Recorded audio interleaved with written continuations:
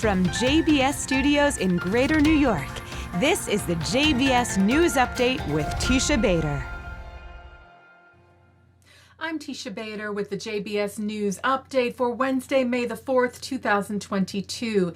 Israel's Memorial Day to its fallen Yom Hazikaron concluded this evening just before 8 p.m. local time. This after a day of ceremonies and commemorations that began at 11 a.m. local time in Israel, when sirens sounded nationwide, bringing the country to a standstill for 2 minutes of silence in memory of Israel's fallen soldiers and victims of terror.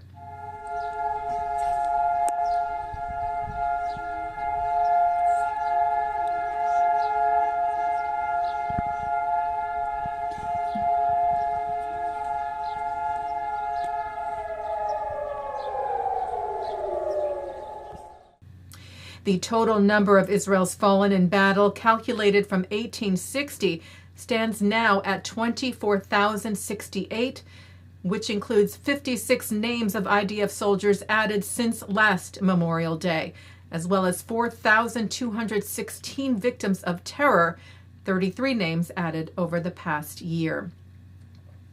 Israeli Prime Minister Naftali Bennett addressed the bereaved families in his speech today at the state memorial ceremony at Mount Herzog in Jerusalem, saying, "Beloved families, all the love we show you on this day is not enough to ease your pain.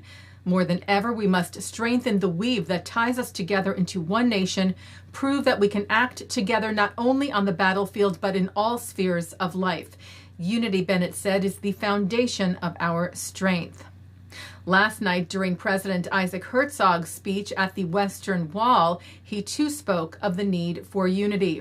Herzog said it was an obligation to those who gave their lives and to the families to sustain a strong and prosperous Jewish and democratic state built of a dazzling mosaic of communities which all together constitute in solidarity a proud and cohesive nation.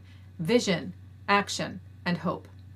Herzog also prayed, he said, for the speedy return of our captured and missing, he said, referring to the remains of IDF soldiers Hadar Golden and Oron Shaul, and to Israeli civilians Avira Mengistu and Hisham al-Sayed being held by terror group Hamas in Gaza.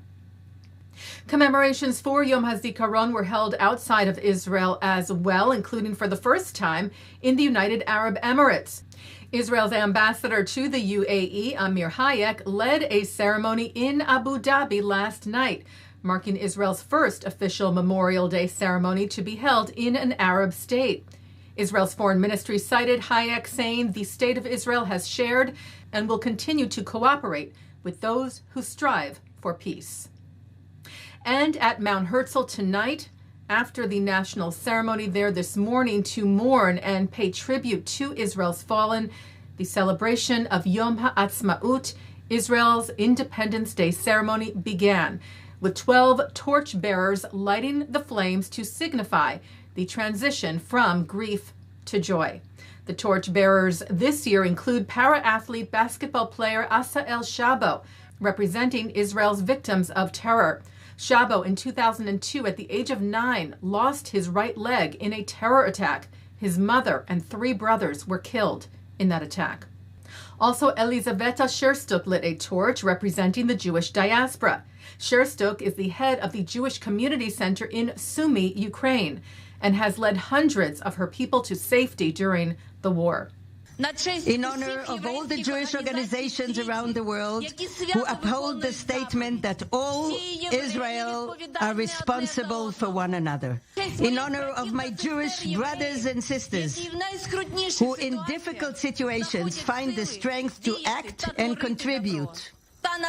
And to the glory of the State of Israel. The glory of the State of Israel.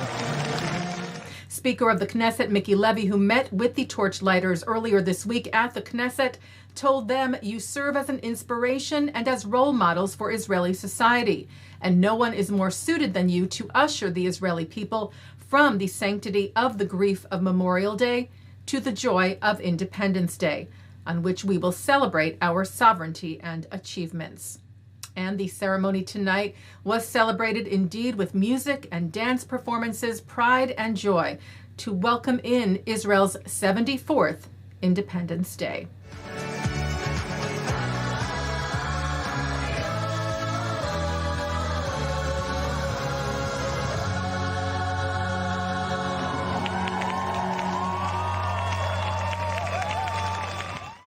Taking a look now at our programming for tonight on JBS for Wednesday, May the 4th at 7 o'clock. It's Talmud Study.